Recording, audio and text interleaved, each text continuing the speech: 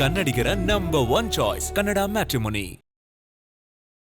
ಇದು ರಾಜೀನಾಮೆನ ಅಥವಾ ತೆಗೆದಾಕಿರೋದು ಸರ್? ಅಲ್ಲ, ಅವರು ತೆಗೆದಾಕಿರೋದು. ಅವರೇ ಪತ್ರ ಬರೆದಿದ್ದಾರೆ ಅಂತ ಹೇಳಿದರು ಮುಖ್ಯಮಂತ್ರಿಗಳಿಗೆ, ಅವರಿಗೆ ಡ್ರಾಪ್ ಮಾಡಿ. ಸರ್, ಇನ್ನೊಂದು ಪಾಯಿಂಟ್ ಆಫ್ ವ್ಯೂನಲ್ಲಿ ಸರ್, DCM ರವರು CM ರವರ ಬೆನ್ನೆಲುಬಾಗಿದ್ದಂಥ ಒಂದಿಷ್ಟು ಸಚಿವರನ್ನ ಟಾರ್ಗೆಟ್ ಮಾಡಿ ಇಳಿಸುವಂಥ ಪ್ರಯತ್ನದಲ್ಲಿದ್ದಾರೆ ಅಂತ ಈ ಆಯಾಮದಲ್ಲಿ ಮಾತುಗಳು ಬರ್ತಾ ಇದೆ ಸರ್. BJP ಆ ಥರ ಗೊತ್ತಿಲ್ಲ ನಮಗೆ. ಆ ರೀತಿ ಏನು ಇರ್ಲಿಕ್ಕೆ ಸಾಧ್ಯ ಇಲ್ಲ.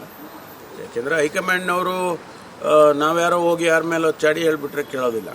ಅವರು ಅವ್ರದ್ದೇ ಆದಂಥ ಅಸೆಸ್ಮೆಂಟ್ ಇರುತ್ತೆ, ಅವ್ರದ್ದೇ ಆದಂಥ ಇನ್ಫಾರ್ಮೇಷನ್ ಇರುತ್ತೆ.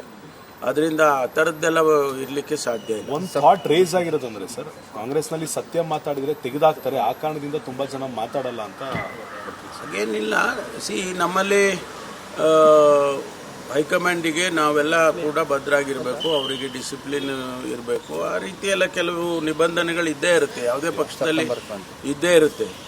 ಅದರಿಂದ ಯಾವ ಕಾರಣಕ್ಕೆ ಅಂತ ಸ್ಪಷ್ಟತೆ ಬಂದ ಕನ್ನಡ ಮ್ಯಾಟ್ರಿಮೋನಿಯಲ್ಲಿ ಹೇರಾಳವಾದ ಚಾಯ್ಸ್ ಇದೆ. ಲಕ್ಷಾಂತರ ಜನರಿಗೆ ನಮ್ಮ ಕನ್ನಡ ಮ್ಯಾಟ್ರಿಮೋನಿ ಮೂಲಕ ಮದುವೆ ಆಗಿದೆ. ಇದಕ್ಕಿಂತ ಬೇರೇನ್ ಬೇಕು? ಕನ್ನಡಿಗರ ನಂಬರ್ 1 ಚಾಯ್ಸ್ ಕನ್ನಡ ಮ್ಯಾಟ್ರಿಮೋನಿ ಮೇಲೆ ಗೊತ್ತಾಗುತ್ತೆ. ಸರ್, ಸಪ್ತಾಗುತ್ತೆ ಅಂತ ರಾಜಣ್ಣವ್ರು ಹೇಳಿದ್ರು. ಅದು ಆಗಸ್ಟಲ್ಲಿ ಅವರ ತಲೆದಂಡ ಮೂಲಕನೇ ಶುರುವಾಗಿದೆ ಸರ್. ಇಲ್ಲ, ಅದ್ರ ಬಗ್ಗೆ ನನಗೆ ಗೊತ್ತಿಲ್ಲ. ಸೆಪ್ಟೆಂಬರ್ ಕ್ರಾಂತಿ ಬಗ್ಗೆ ನನಗೇನು ಗೊತ್ತಿಲ್ಲ. ಕನ್ನಡಿಗರ ನಂಬರ್ 1 ಚಾಯ್ಸ್ ಕನ್ನಡ ಮ್ಯಾಟ್ರಿಮೋನಿ.